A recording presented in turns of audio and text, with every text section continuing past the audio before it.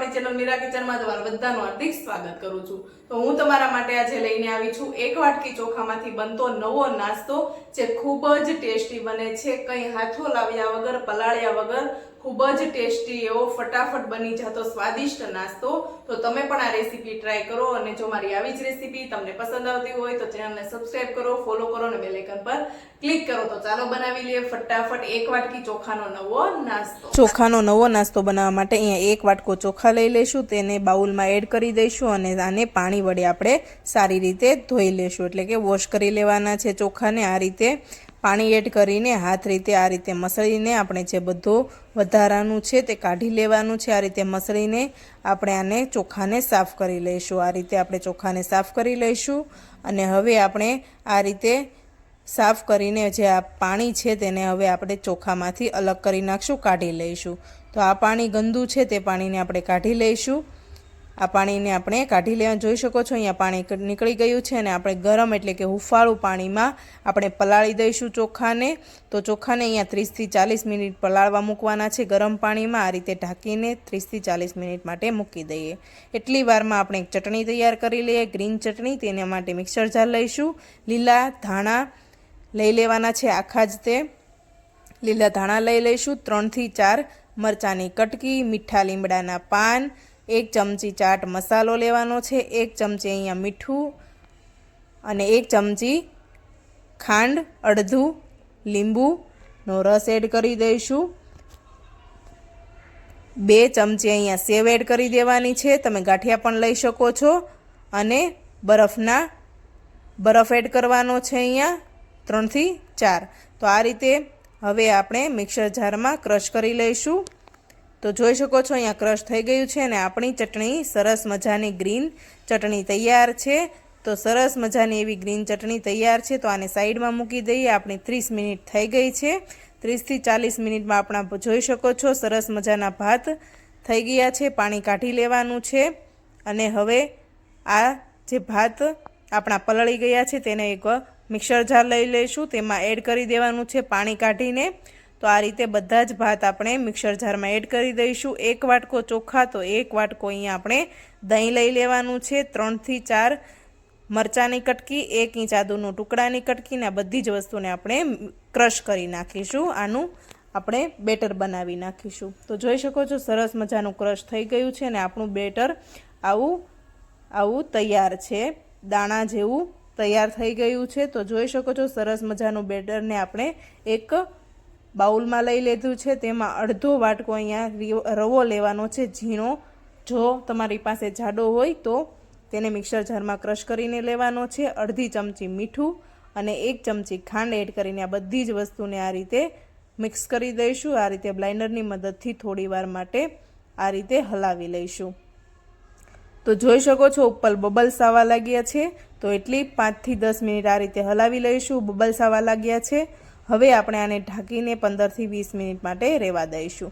જોઈ શકો છો 15-20 મિનિટ થઈ ગઈ છે ને આપણું બેટર છે તો થોડું ઘટ થઈ ગયું છે, ઘાટું થઈ ગયું છે, રવો છે તે ફૂલે છે એટલા માટે આપણું બેટર ઘાટું થઈ ગયું છે। જો તમારે આનાથી ઘાટું હોય તો થોડું પાણી એડ કરી દેવાનું છે। અહીંયા 1 ચમચો ઈનો એડ કરી દઈશું, તેમાં એડ કરી દઈશું ઉપર અડધી લીંબુનો રસ, આ રીતે એડ કરી દઈશું અને હવે આપણે એડ કરીશું 2 ચમચી અહીંયા તેલ એડ કરવાનું છે। જે આપણે ઠંડા નાસ્તો થઈ જાય, આપણે જે બનાવવા જઈ રહ્યા છીએ તે ઠંડો થઈ જાય તો પણ સરસ મજાનો સોફ્ટ એવો નાસ્તો આપણો તૈયાર થાય। તો જોઈ શકો છો આ રીતે તેલ એડ કરીને આ રીતે મિક્સ કરી દઈશું। હવે આપણે જે ઢોકળિયું છે તેની પ્લેટ લેવાની છે, તેમાં થોડું તેલ એડ કરી દઈશું, 2 ચમચી જેવું, આ રીતે લગાવી દઈશું ફરતી સાઈડ, બ્રશની મદદથી આ રીતે ફરતી સાઈડ અને વચ્ચે આપણે લગાવી દઈશું। ઢોકળિયાને ગરમ પાણી કરીને મૂકેલું છે ગરમ કરવા માટે। તો આ રીતે બધું જ બેટર આપણે ડીશમાં એડ કરી દઈશું ઢોકળિયાની પ્લેટમાં। તો આ રીતે બધું જ બેટર એડ કરી દેવાનું છે પ્લેટમાં ને હવે આપણે જે ઢોકળિયામાં ગરમ પાણી કરવા મૂકેલું હતું તે થઈ ગયું છે, જોઈ શકો છો। અને હવે તે પ્લેટને આપણે ઢોકળિયામાં એડ કરી દઈશું આ રીતે અને હવે ઢાંકીને 15 થી 20 મિનિટ ગેસની ફ્લેમ ફાસ્ટ રાખીને આપણે રહેવા દઈશું। તો જોઈ શકો છો 15 થી 20 મિનિટ થઈ ગઈ છે ગેસની ફ્લેમને બંધ કરીને છરીની મદદથી આ રીતે ચેક કરવાનું છે, તો ચોટતું નથી. તો સરસ મજાની બફાઈ ગઈ છે, બહાર નીકળી જાય 5 મિનિટ માટે ઠરવા દેવાની છે. ઠરી ગઈ છે એટલે આપણે આને પીસીસ કરી નાખીશું. તમારે જેવા તમને પસંદ હોય તેવા તમે કરી શકો છો, નાના મોટા. તો આ રીતે પીસીસ કરી નાખવાના છે અને સરસ મજાના જોઈ શકો છો આપણા જારીદાર એવા ઇડલી, ઢોકળા અથવા ગમે તે કહી શકો તેવો નવો નાસ્તો ચોખાનો તૈયાર છે.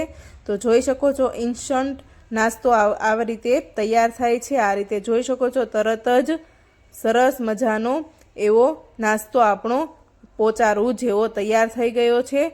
તો હેલ્ધી, ટેસ્ટી, સરસ મજાનો નાસ્તો તૈયાર છે, જોઈ શકો છો.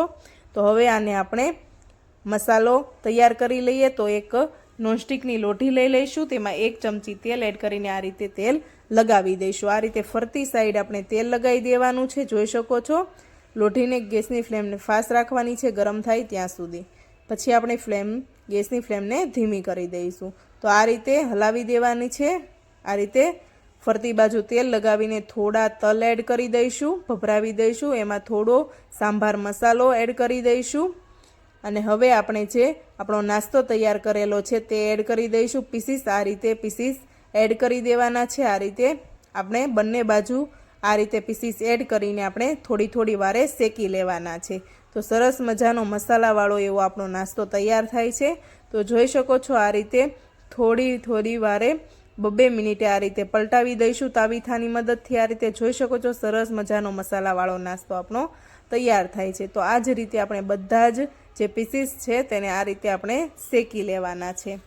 તો આ રીતે નોનસ્ટિકમાં બધા જ જે આપણા પીસીસ છે તેને શેકી લઈશું. આ રીતે પલટાવી દઈશું હળવા હાથે. તો પાછું 2 મિનિટ રહેવા દઈશું. જોઈ શકો છો સરસ મજાનો નાસ્તો આપણો બંને સાઈડ શેકાઈ ગયો છે અને તૈયાર છે. તો આને હવે આપણે પ્લેટમાં લઈ લઈએ. તો આ જ રીતે આપણે બધો જ નાસ્તો જે આપણે પીસીસ કરેલા છે તે બધા જ આ રીતે શેકી લઈશું. સરસ મજાના આ રીતે આપણા જોઈ શકો છો નવો નાસ્તો તૈયાર છે. હેલ્ધી, ટેસ્ટી, ખૂબ જ ખાવામાં સ્વાદિષ્ટ એવો આપણો નાસ્તો જોઈ શકો છો તૈયાર છે. 1 વાટકી ચોખામાંથી બની જતો ખૂબ જ ટેસ્ટી એવો સરસ મજાનો નાસ્તો તૈયાર છે. તો તમે પણ આ રેસીપી ટ્રાય કરો, જે ખૂબ જ ટેસ્ટી બને છે. અને લીલી એટલે કે ગ્રીન ચટણી સાથે આપણો નાસ્તો તૈયાર છે, જે ખૂબ જ ટેસ્ટી પોચારું જેવો મોઢામાં મૂકતા જ પીગળી જાય તેવો નાસ્તો તૈયાર છે. તો તમે પણ આ રેસીપી ટ્રાય કરો. હેલો ફ્રેન્ડ્સ, જોઈ શકો છો આપણો ટેસ્ટી નાસ્તો તૈયાર છે. તો ચાલો આનો આપણે ટેસ્ટ કરવાનો છે. ખૂબ જ ટેસ્ટી આપણી સરસ મજાની રેસીપી અથવા તમે નાસ્તો પણ કહી શકો તેવો હેલ્ધી, ટેસ્ટી અને ડાયટમાં ઉપયોગી અને બાળકોને લંચ બોક્સમાં ટિફિનમાં આપી શકાય તેવો નવો નાસ્તો. તો ચાલો આને આપણે ટેસ્ટ કરીએ કે કેવો આપણો નાસ્તો તૈયાર થયો છે.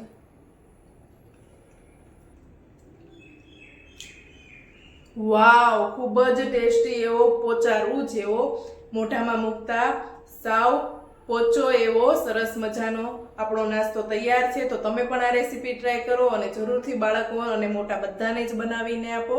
ફરી મળીએ નવી રેસીપી સાથે. જય સ્વામિનારાયણ.